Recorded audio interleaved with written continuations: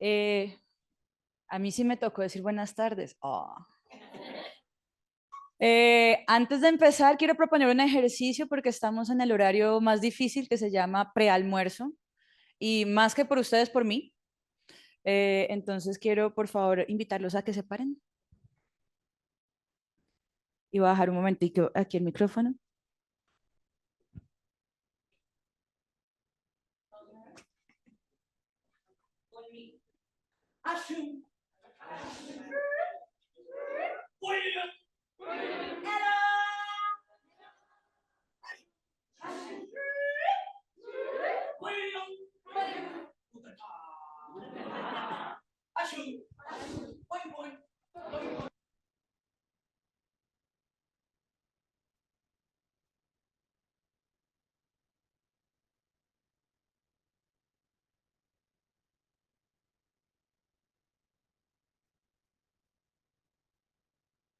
Aprendí, ok.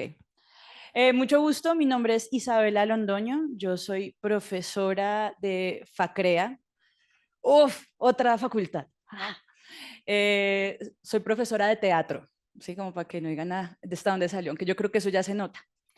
Y hoy les voy a hablar, no aspectos así súper ultra científicos y los conceptos, voy a hablarles de mi experiencia como profesional de algo que se llama el teatro aplicado, que es muy sencillo. El teatro aplicado es simplemente cómo yo uso el arte, en este caso el teatro, en contextos no artísticos, ¿sí? En contextos que no es mi obra de teatro profesional con artistas profesionales, en contextos más organizacionales, comunitarios, y en este caso específico voy a hablar sobre mi trabajo con comunidades vulnerables.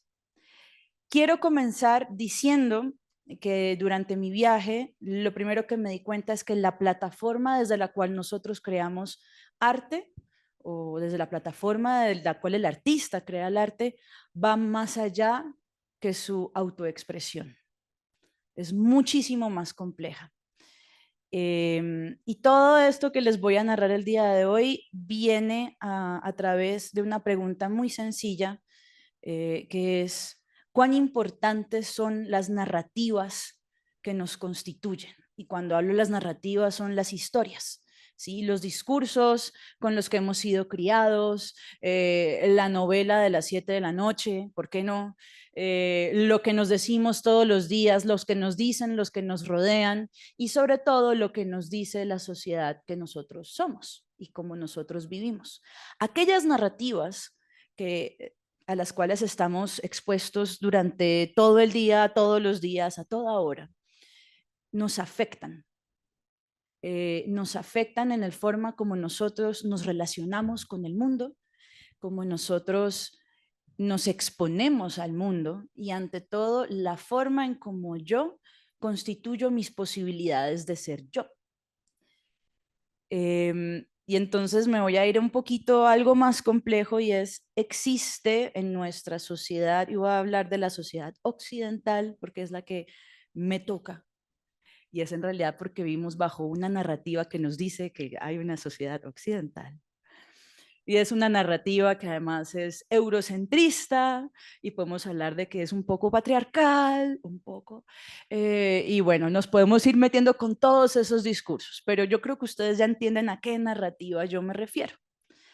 Esas narrativas nos dicen que nosotros somos o que nuestra identidad se constituye a través de etiquetas. Cuando yo me mudé a Londres a estudiar mi maestría, yo no sabía que mi etiqueta era latina. Yo nunca me había planteado mi identidad como la etiqueta latina hasta que me fue impuesta por una sociedad ajena a mí. Me impusieron la narrativa de latina e inmigrante. Y lo que para esa sociedad, esa etiqueta eh, significaba, quizás era diferente a lo que significaba para mí, que venía de otro contexto.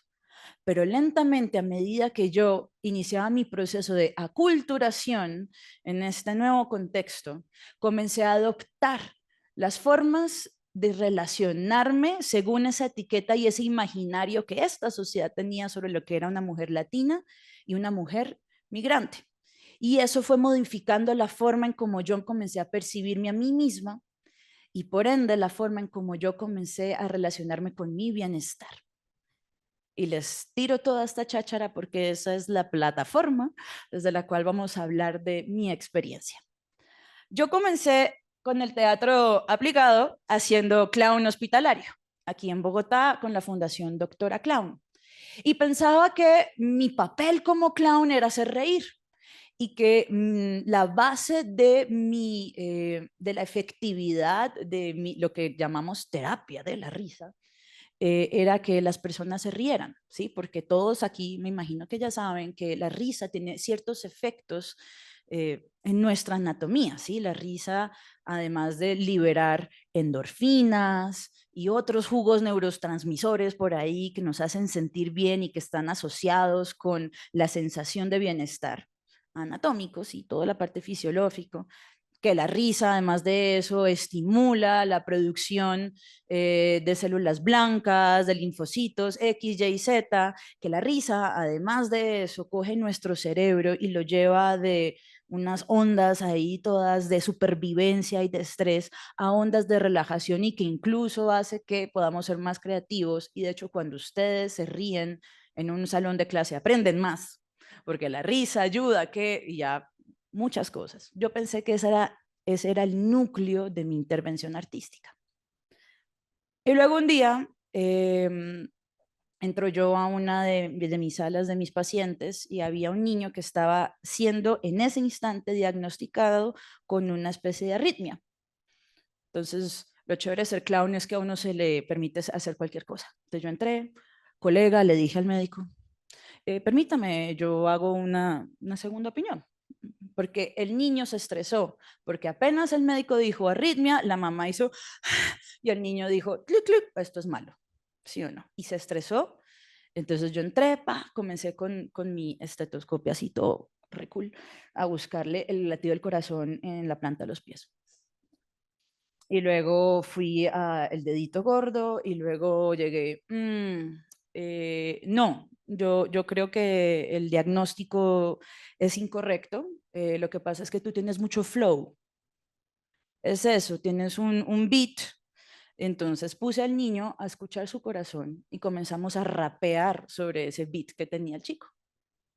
Y eso quedó para mí ahí y yo me fui.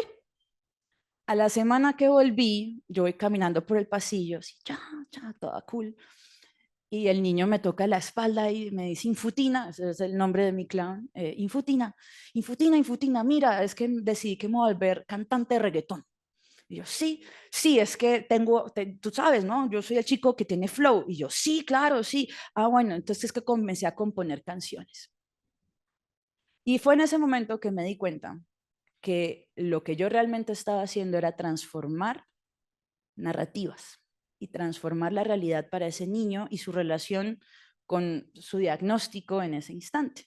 Que lo que yo hacía cuando yo entraba a una habitación y cogía las jeringas y comenzaba a dispararlas como si fueran flechas o hacerlas cohetes, era cambiar la narrativa que tenía el niño sobre la enfermera que viene a inyectarle y que eso va a producirme dolor. Y que la próxima vez que ese niño viera una jeringa, no estuviera tan propenso al trauma, no estuviera pensando en el dolor y estuviera más relajado, más tenso y eso propiciaba que su terapia, por así decirlo, pues fuera mucho más llevadera. Y no solamente con niños, porque esto también se hace con adultos, ¿sí? Nosotros siempre decimos, trabajamos con niños de 0 a 150 años, ya después de 150 años piensan que un clown es ridículo, entonces ya no. Y esos años que yo estuve trabajando en los hospitales me llevaron, fueron esa plataforma que me llevó a estudiar mi maestría en teatro aplicado. El clown, poco a poco, me fue llevando a una fundación que se llama The Flying Seagull Project. The Flying Seagull Project pues, no puede ser mejor descrito, sino como un colectivo de artistas, payasos, pero ante todo niños, no, adultos con un niño interior muy exteriorizado, yo lo pondría de esa manera, que creen que todo niño tiene que tener derecho al juego en todo momento de su infancia. ¿Qué hace esta fundación? Esta fundación va a lugares donde es muy difícil que los niños tengan acceso al juego. Y uno pensaría, pero ¿cómo un niño no puede tener acceso al juego? En zonas de conflicto, por ejemplo.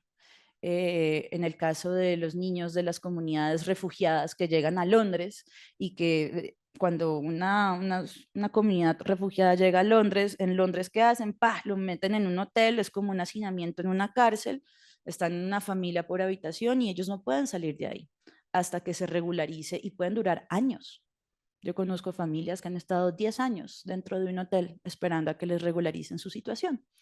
Y estos niños, debido no solamente a su contexto actual, Londres, ese hotel, o el campo de refugiados, o las zonas de conflicto, sino toda esa historia traumática que han tenido que vivir para poder llegar a donde están en ese instante, son niños que han perdido el acceso al juego, porque les ha tocado volverse los responsables, tienen que cuidar de sus hermanitos, deben cuidar de la casa, o simplemente jugar no se ha visto como un privilegio. ¿Por qué?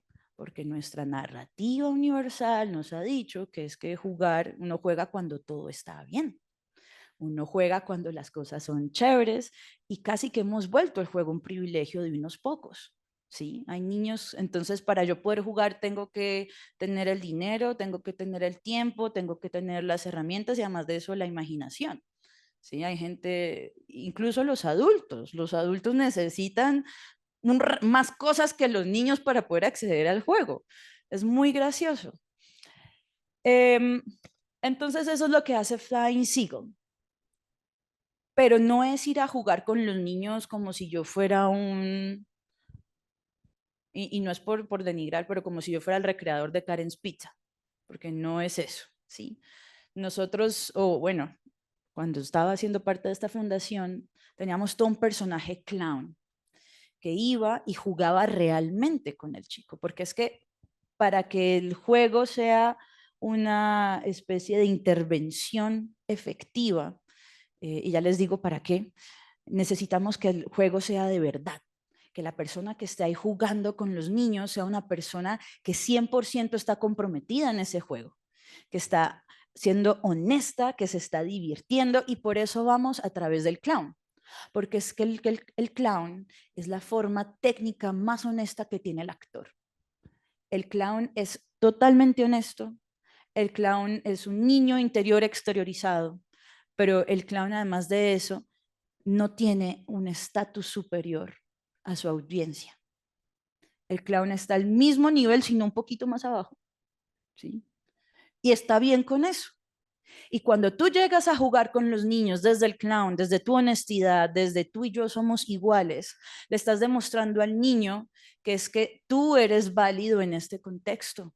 Es que tu forma de ser y tu honestidad son válidos aquí y no necesitas ser otro, así como necesito ser otro. Y podemos ser tontos y podemos ser absurdos y por eso nosotros decíamos, toda persona que no quiere parecer tonta, por favor, que se abstenga de jugar con niños. ¿Sí? Porque eso es un tema serio. El juego es importante en el desarrollo de un niño. El juego, además de darnos habilidades motoras y meternos en un resto de habilidades blandas, ¿no? Y desarrollar que la creatividad X, Y, Z, desarrolla en el niño identidad. El niño aprende el lenguaje del juego mucho antes que cualquier otro lenguaje que nosotros poseamos. El niño entiende el juego y desde el juego entiende el mundo y desde el juego le da sentido a lo que le rodea. Desde el juego el niño desarrolla confianza, desarrolla su sentido social y además de eso entiende cuáles son los diferentes posibles roles que yo puedo cumplir dentro de una sociedad. Aprendo a relacionarme con el otro. Ahora, estos niños que han sido privados del juego, que han sido privados de poder desarrollarse de esa manera, tienen unas carencias y unas falencias que se van a ver reproducidas en su vida adulta, sobre todo cuando son niños de condiciones vulnerables, donde las narrativas, en este caso niños migrantes, por ejemplo, les dicen, tú no eres normal, tú no perteneces a este contexto, ya sea por su religión, por su raza, por su sexo, por sus ideas por el lugar, simplemente por venir de un lugar llamado X.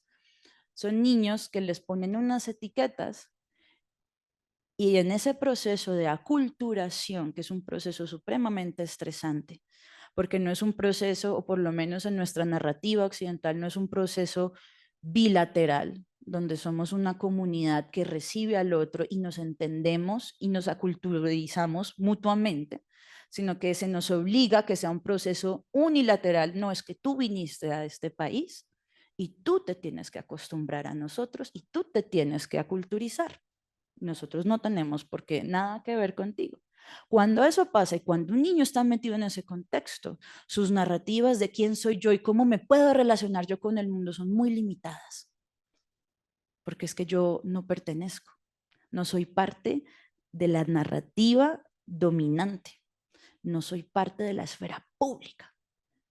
Y entonces vienen unos locos disfrazados de clown que te ponen toda la atención y te dicen que ser tú es genial y juegan contigo y tú comienzas desde el juego a entender nuevas posibilidades en el mundo. Cambiamos esa narrativa y nosotros podíamos ver niños que al inicio de la intervención estaban en una esquina aislados o incluso violentos, 2, 4 horas después jugando, siendo amables, generosos, compartiendo con otros. El juego como integrador es fundamental. Y lo chévere, o por lo menos al hacer teatro, es que para mí como actriz el juego es la base de mi oficio. Y es la base desde la cual yo hago arte. Y por eso me la gocé tanto en los Flying Seagull Project.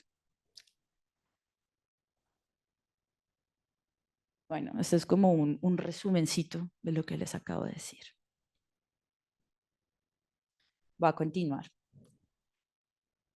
De jugar y de ser clown, comencé a trabajar mucho con comunidades refugiadas tuve un rato donde estuve trabajando con 3 fundaciones muy importantes, bueno, 3 organizaciones muy importantes. Una es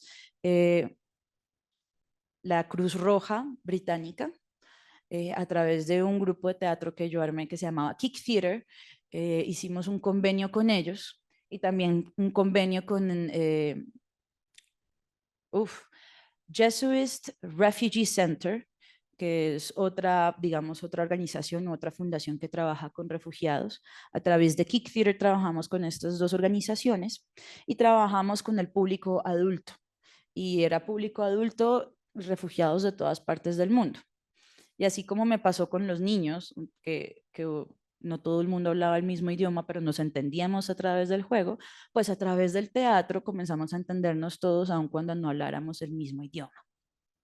Y también trabajé con la Fundación Voces en un proyecto, en este caso en Marruecos, con comunidades jóvenes, desde los 12 hasta los 20 y pico de años, de pelados que han llegado hasta Marruecos como una parada para poder luego cruzar hacia Europa.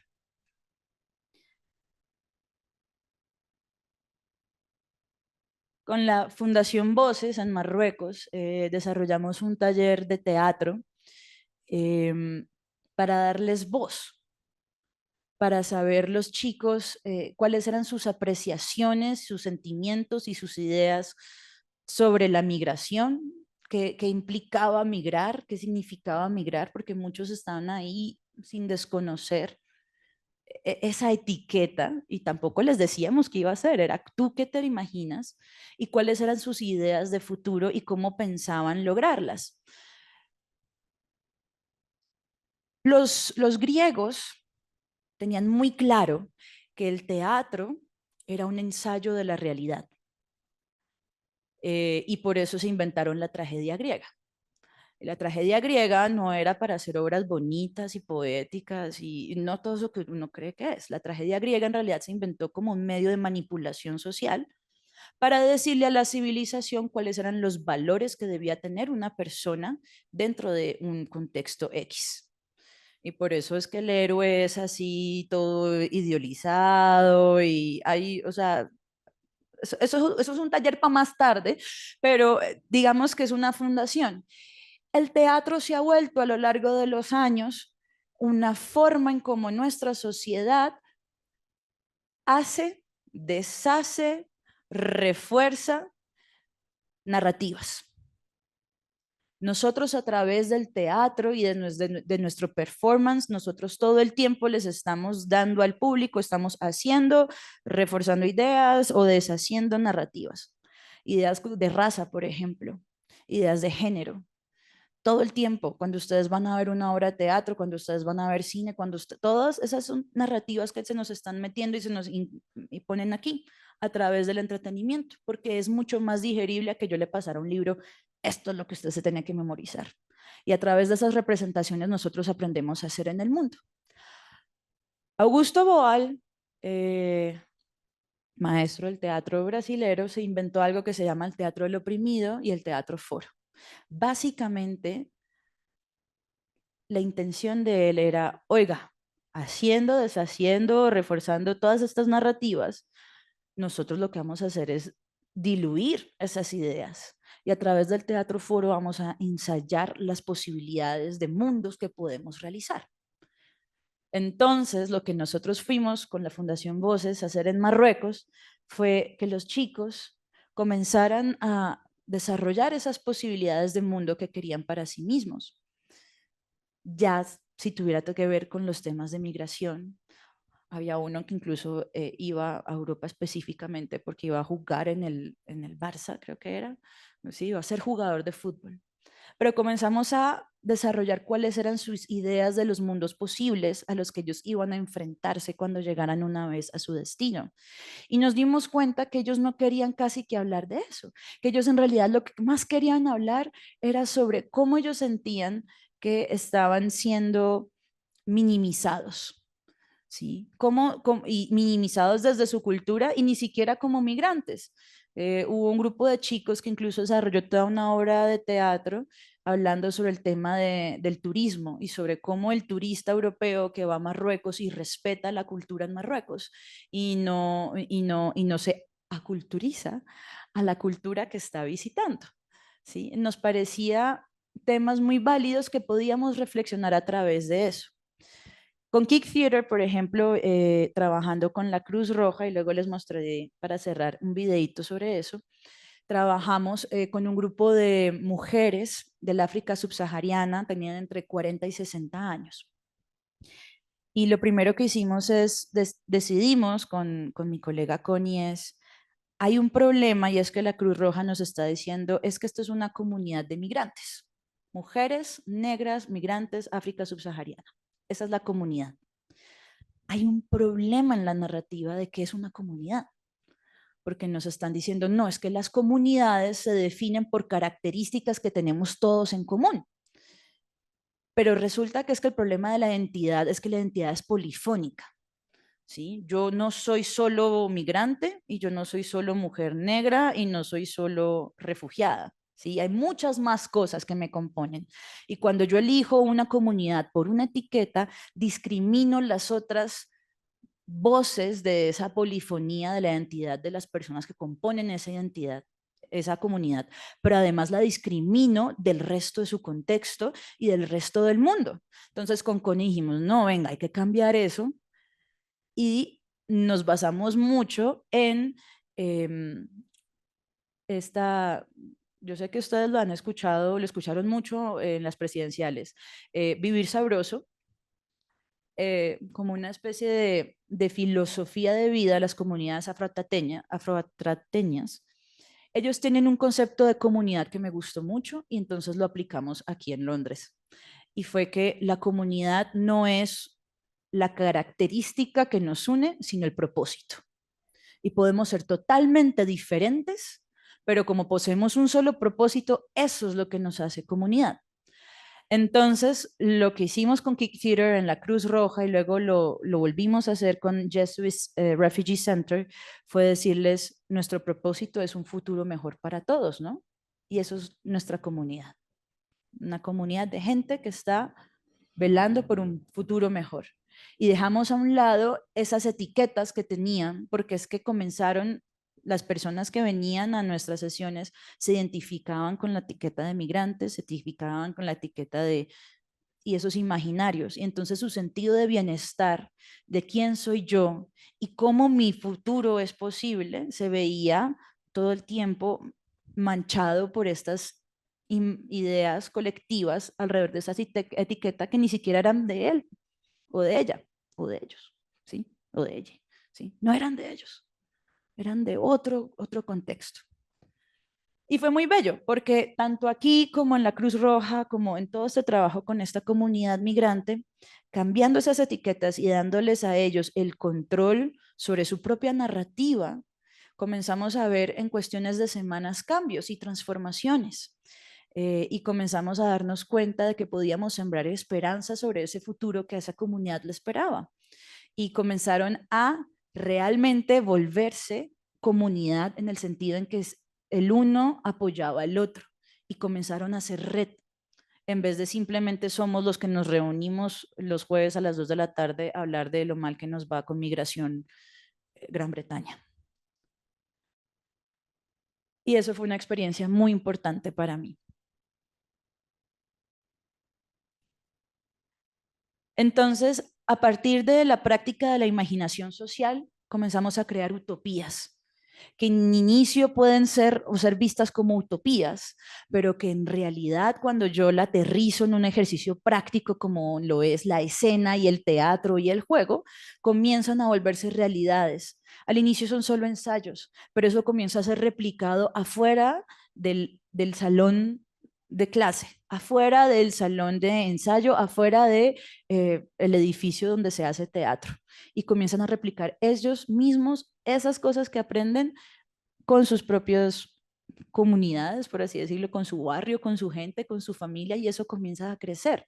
Y comenzamos a sembrar otras narrativas sobre quiénes somos y cuáles son nuestras posibilidades en el futuro.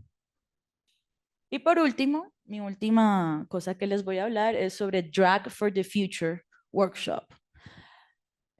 Trabajando con las narrativas, resulta que yo, bueno, allá en Londres con María Tuinova, una mujer rusa espectacular, creamos una agrupación de teatro que se llama Tana.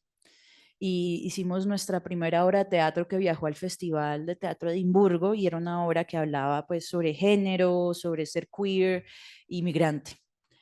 Y llegamos muy emocionadas a presentarla y no nos llegaba público en Edimburgo. Y nosotros, como así, ¿no? Si Europa supuestamente es tan avanzada en los temas queer y la gente le encanta eso, ¿no?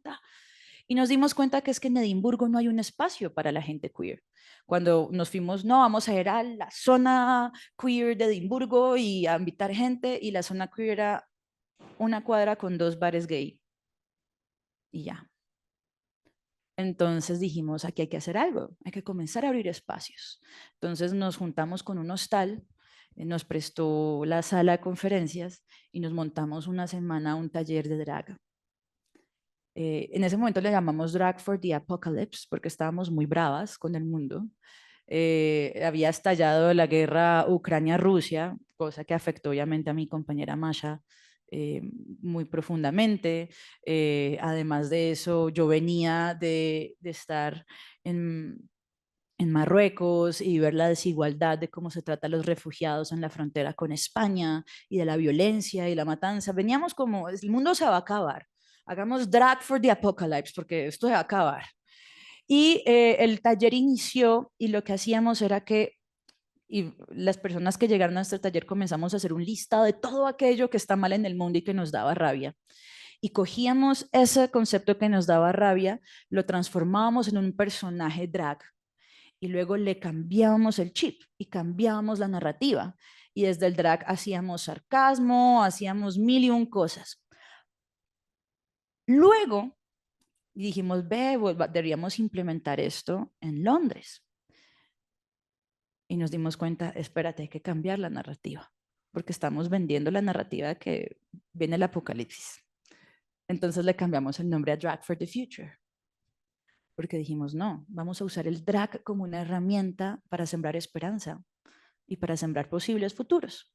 Y comenzamos a trabajar con una comunidad, refugiados también, pero refugiados queer, ucranianos y rusos. Y fue un trabajo muy bonito con ellos porque lo que hacíamos es que en vez de hacer un listado de todo lo que estaba mal en el mundo, además porque la mitad de las cosas iba a ser Putin, o sea, era una cosa impresionante, eh, hicimos un listado, hicimos primero como toda una etapa mindfulness de qué es aquello que genera esperanza en mí y cómo yo me conecto corporalmente al sentimiento de esperanza. Y a partir de eso hicimos todo un listado de todo aquello que genera esperanza. Y podían ser cosas mínimas como desde la sonrisa de mi hijo hasta Lady Gaga ganando un Oscar, no sé, todo lo que, sí, todo lo que estas personas, y con eso comenzamos a configurar personajes drag. ¿Y por qué usar el drag como herramienta? Así como usamos el clown antes, porque esa es la técnica más honesta que posee el actor, utilizamos el drag porque el drag nació como un movimiento para crear un espacio, un movimiento de crítica social. El drag nace para reflejar a la sociedad desde una manera utilizando muchas técnicas del cabaret, pero también el sarcasmo, utilizando la ironía, utilizando la exacerbación de esas narrativas que nos venden sobre lo que debe ser el cuerpo, por ejemplo, lo que debe ser el género, ¿sí? Todo como nos encasillan y el drag es, fuck it, I'm not gonna do that shit. Y comenzamos a utilizar el drag como herramienta para sembrar esperanza. Y esto fue creciendo. Y aún hoy en día, ay, se me olvidó, me emocioné, se me olvidó mostrarle las fotos. Y hoy en día esto fue creciendo y todavía se está replicando en este instante en Londres. Entonces yo me di cuenta que mi trabajo como artista es compartir sueños. Esa es mi gran responsabilidad como artista.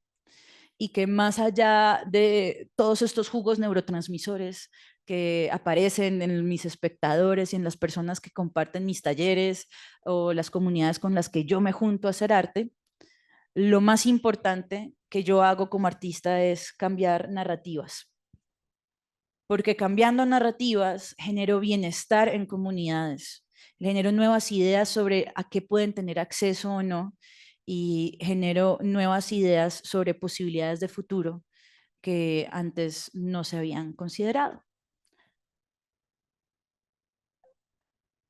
Y quiero compartirles mi reflexión final. Esto lo escribí y esto sí se los voy a leer. Dice, entonces el teatro aplicado es un espacio cultural. En su performatividad crea, transforma y reproduce las narrativas que dan forma a la cultura y por tanto a la sociedad. Cambiar esas narrativas dominantes para transformar la forma en que nos encontramos con el otro y abrir las posibilidades de la forma en que creamos las bases para relacionarnos con él es uno de los objetivos que yo persigo como practicante. Considerar la realidad de la facilitación como un acto o intervención artística y pedagógica significa considerar la relación dialéctica de la práctica con el contexto en relación con nuestra pedagogía y el desarrollo de un bienestar significativo en nuestros participantes. Al final, lo que llamamos naturaleza humana o cultura y su desarrollo en la sociedad es solo el resultado de prácticas discursivas que pueden ser canalizadas para el desarrollo de la convivencia entre diferencias. Muchas gracias.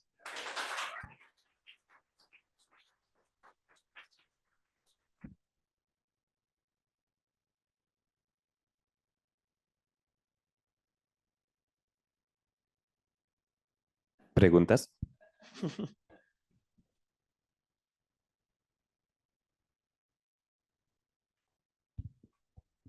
Bueno, primero, muchísimas gracias, me encantó, estaba embobada escuchándote, me pareció maravilloso. Em, Tenía una pregunta, ¿por qué teatro aplicado y no teatro del oprimido? ¿Por qué lo llamaste así? Y tengo una pregunta, crítica, sugerencia, ¿por qué hay comunidades vulnerables y no comunidades vulneradas o comunidades oprimidas? Es que vulnerable parece que le llegó de la nada, ¿no? Digamos que hay también una posición política para hablar de no poblaciones vulnerables, como porque, ajá, sino vulneradas por una estructura, sí, como tú lo decías, patriarcal, capitalista, etcétera, pero también puede ser oprimidas por esa misma estructura. Entonces, digamos que tenía esa pregunta y ya, quería decirte que me encantó todo.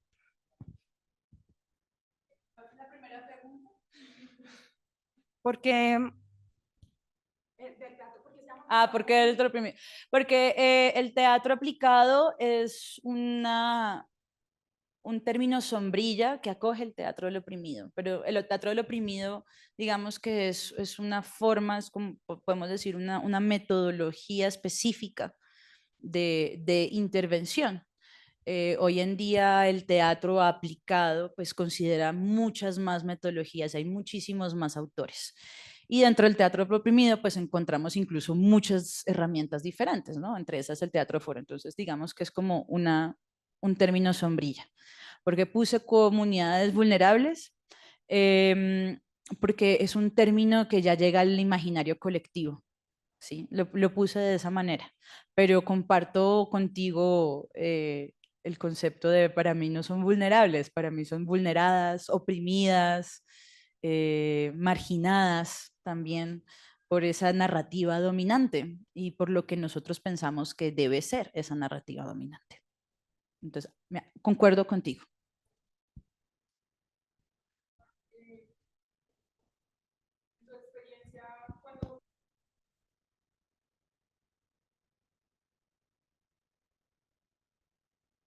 no lo había entendido. Es por el, no, no, es por el sí. Em, en tu experiencia, cuando estabas hablando de cómo la transformación de la percepción de comunidad no es de lo que nos caracteriza, sino de lo que nos une como propósito, en esas experiencias con esas comunidades, si pudieses decir cuál era el elemento que hacía que transformaran su percepción. Y también cuando hablabas de la experiencia con los chicos refugiados, cómo empezaban a cambiar esa autopercepción que tenían, qué puedes decir o cómo destacar, como cuál sería ese elemento donde tú dices, clic, ahí le cambió, ¿no?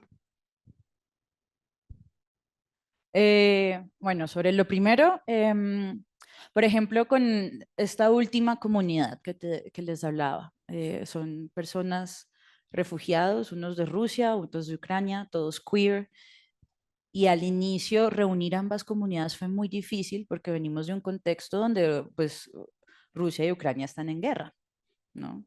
Y se echaban la culpa los unos a los otros. Em, y los reunimos bajo una sombrilla y en vez de decir, no, es que nosotros somos los rusos, ustedes y nosotros somos los ucranianos y somos queer, hablábamos de cuál es nuestro propósito, que nos conjuga en el mismo lugar y nos dimos cuenta que lo que nos conjuga en el mismo lugar es que sin importar la nacionalidad, todos estaban luchando por expresarse y entendamos que en su contexto, por lo menos en Rusia, eh, tú no puedes ser queer. Sí, eso es para encarcelación. De hecho, mi compañera, mi amiga, mi colega Masha, ella tiene un hijo trans de 12 años y ella tiene condición de refugiada en Gran Bretaña porque ella no puede volver a Rusia porque van a encarcelar a su hijo de 12 años por ser trans. Entonces, nuestro propósito era la libre expresión, que uno podría decir, oh, pero pues eso es normal, uno dice, no, aquí en Colombia, no tengamos eso tan contado, tan ahí, parte del paisaje. Y eso fue muy bello porque después de establecer el propósito que era la libre expresión y comenzamos a hablar de esperanza y nos dimos cuenta de que alrededor de ese propósito, no importaba nuestro contexto, nos parecíamos más y no por nuestra nacionalidad, nuestro género, ni siquiera por ser queer, es más porque ucranianos y rusos tienen ciertas cosmovisiones del mundo, cierta cultura común, incluso lenguajes comunes, ¿sí?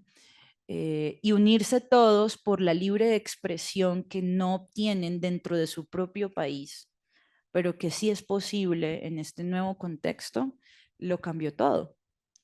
Y de pronto, de la noche a la mañana, entre todos estaban apoyando rusos y ucranianos ahí juntos. Y luego ellos comenzaron ellos mismos a dar donaciones a otros lugares, a atraer a otro tipo de comunidades, incluso atraer rusos ortodoxos, que son un poquito más, que también venían a compartir ese propósito que era la libre expresión, porque aún si yo no soy queer, digamos, aún siendo un ruso ortodoxo, católico, así, también carezco de la libre expresión dentro de mi propia país. Entonces eso fue muy bello cuando nos reunimos bajo un solo propósito. Es que nos damos cuenta que hay cosas que nos unen más a las que nos dividen. Eso es bellísimo. Y ya hablando, por ejemplo, con los refugiados, ay, no puse el video, se me olvidó. Eh, por ejemplo, con la Cruz Roja que trabajamos con este grupo de mujeres del África subsahariana, fue muy bello porque ellas están cansadas de la narrativa victimizante. ¿Sí? Están cansadas de que siempre se les acercaran con, ay, venga, háblenos de la migración, de su experiencia como refugiado, cansadas. Y entonces, otro taller de teatro para hablar de que yo soy refugiada y soy miserable. Horror. Y entonces aprovechamos que estábamos alrededor del Día de la Mujer y comenzamos fue a hablar a reflexionar sobre qué es ser mujer, ¿no? ¿Qué es ser mujer? Y era muy bello porque todas venían de lugares diferentes, incluso no compartían el mismo idioma y todas tenían concepciones de ser mujer diferentes. Y había una mujer del grupo, creo que de las más adultas, que se negaba a participar. Se negaba a participar, no quería. Hasta que un día comenzamos a crear, y eso que hicimos varias cosas, ¿no? Hicimos un poema colectivo, y eso terminó en una representación muy bella. Hasta que un día comenzamos, yo les di una clase de merengue, de calentamiento, vamos a hablar merengue, y puse el merengue y no sé qué, y resulta que esta señora era rumbera, y amaba la rumba. Y comenzó a hacer la clase con nosotros, mejor dicho, la embobé con el merengue ahí, vino hacia mí y a través del merengue comenzamos a hablar de las caderas y el mover caderas y por qué la cadera se relacionaba tanto con el ser mujer. Y a través del movimiento comenzamos a explorar las danzas tradicionales de cada uno de esos lugares y comenzamos a darnos cuenta de, uy, espérese, es que en mi danza la cadera se mueve así, no, en la mía se mueve así, uy, yo siento que esta es como opresiva porque no siento tanta, y esta mujer que no había participado desde otras formas, desde la danza se unió. Y terminó siendo la que el día de la representación dijo el monólogo más grande. Y fue la que hizo una reflexión sobre cómo el ser mujer para ella trascendía mucho más de su característica reproductiva. Y comenzó a hablar incluso de su propia experiencia, porque ya, bueno, no les voy a contar la historia de ella, pero su propia experiencia traumática con el cuento de la familia y no poder engendrar hijos. Y ahí uno ve el cambio, porque de no querer hablar, me conecté a través del cuerpo y del juego, porque al final el merengue para mí es jugar también. O sea, yo soy clown en todos los aspectos, incluso dando clase y que mis estudiantes lo atestiguen, en todos los aspectos. Y entonces, a través del lenguaje corporal, se unió y comenzó a reflexionar sobre su condición de ser mujer y terminó siendo una de las lideresas del performance cuando lo hicimos. Y eso es muy bello, ver ese tipo de transformaciones sin necesidad de obligarla, sin necesidad de no. No a todos nos tocan el mismo chip, pero el juego sí. Es que depende del juego, ¿no? No todos jugamos los mismos juegos, pero por ahí va. Y eso fue muy bello. ¿Ya? Gracias.